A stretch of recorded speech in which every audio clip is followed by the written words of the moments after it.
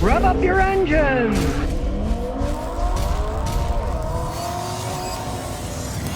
Well, winter's here, and the salt they put on the roads in many places is going to get on your car and destroy it. So today I'm going to show you how to remove that salt. Now, I've been using this stuff for years. Salt and brine remover. Simple to use. It just screws onto your hose. And you turn on the hose. Luckily, it's above freezing now, so you turn it on.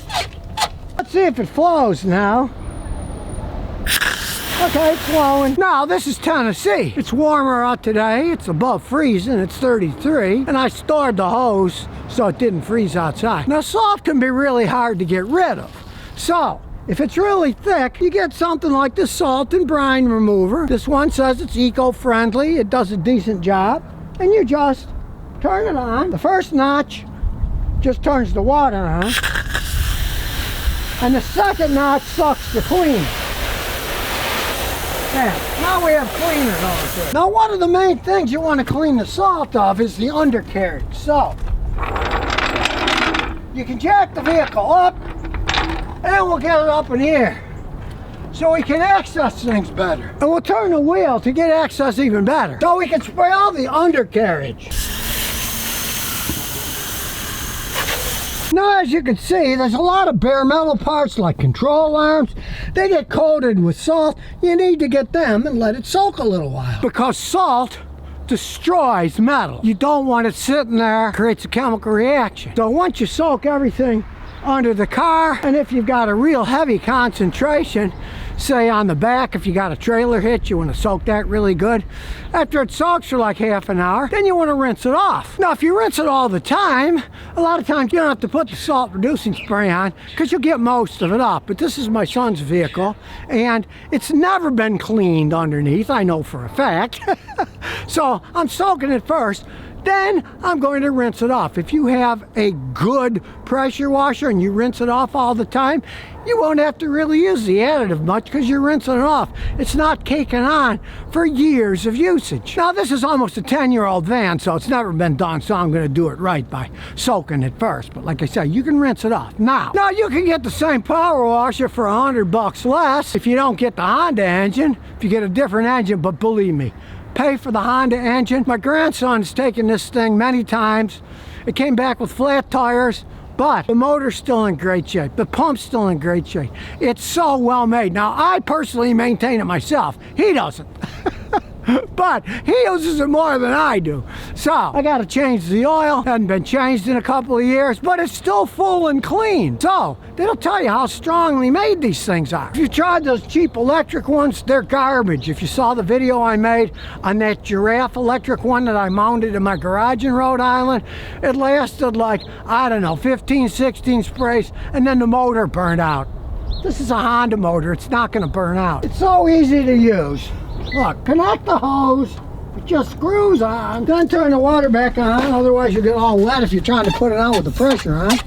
Now, it's real cold outside. It's been sitting for months, but it's a Honda engine. So I'll get to the starting end over here. This pulls the choke out. You make sure it's turned to the on position. Let's see if it starts. There's a Honda for you. This thing's been sitting for months. One pull and it starts. Look, it's working. So we'll resume rinsing. Now, pay special attention to the wheel wells. They often get salt and rock.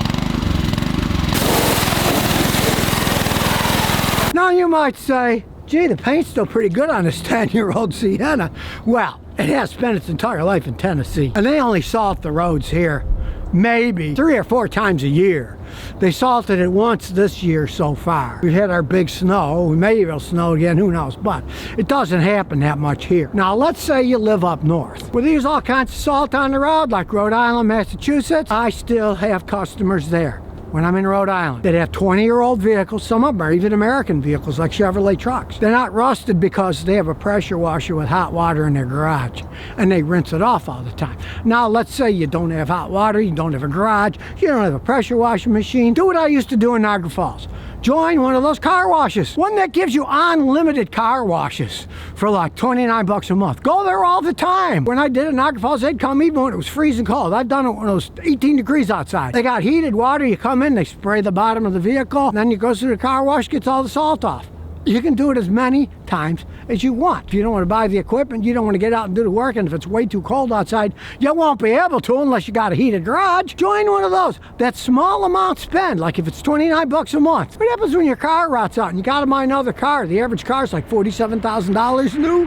Hey, it's worth to have them rinse it off for you. Just get one of those monthly plans. And you don't have to buy the expensive one.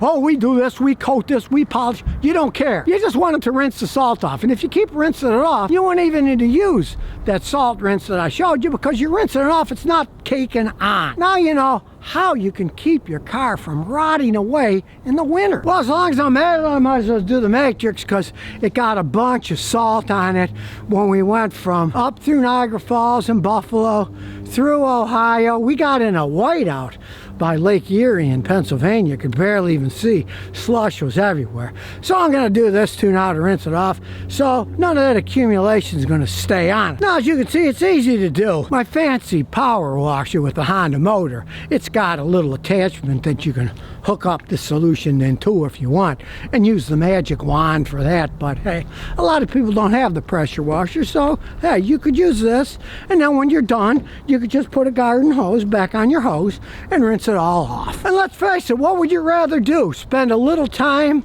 maintaining your car so it doesn't turn into a rust bucket? Then you got to buy another car with the average car costing almost $47,000 these days? Or take care of the one you got. And I know naysayers, they say, oh, you live in Tennessee and you used to live in Texas. They don't rust there. Hey, I got customers in Rhode Island, Massachusetts, Connecticut. They do the rinsing routine. 20 years later, they're still going down the road pretty good without any significant rust because they rinse them off all the time.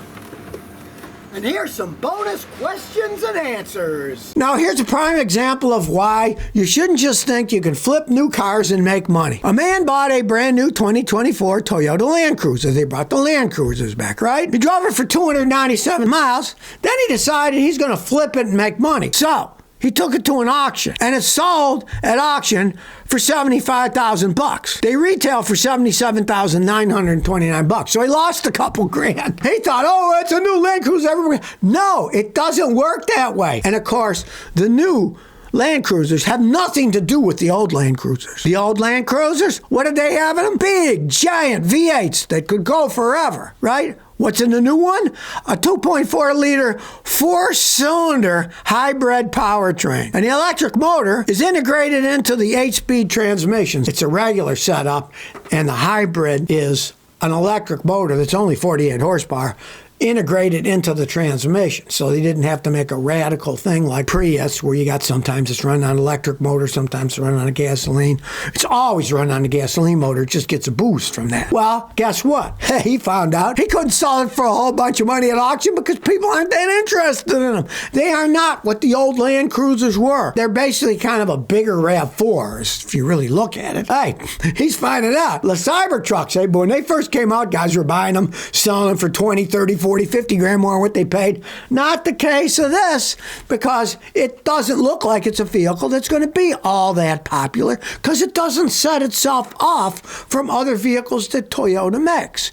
Used to be the Land Cruiser, biggest thing they made, big V8 engine. No, it isn't anymore. So it looks like it's not going to be a success. And this guy thought, oh, well, I'll buy it and then I'll turn around and sell it. Well, he lost money on the deal. So let that be a lesson to anybody that's thinking about doing something similar. Well, here's a hilarious email about getting ripped off at a car dealer. Carlos says, Scotty, my very good friend's mom decided to buy a 2021 Kia Soul this past Saturday. Well, Monday she was driving it down the road and it broke down. She tried starting it 5 times, then it restarted and ran poorly. Yesterday she took it back to the Kia dealership to get her trade-in back, and they already sold it. She then told her son, and he got mad at her and said she should have bought a Toyota or a Honda. I told my friend his brother was right, and he asked me why. I told him that I watched the Scotty Kilmer channel that people who buy Kias and Hyundais are stupid. Well, I feel sorry for the woman. She obviously didn't know anything about cars. Just went in, oh, I'll buy this Kia.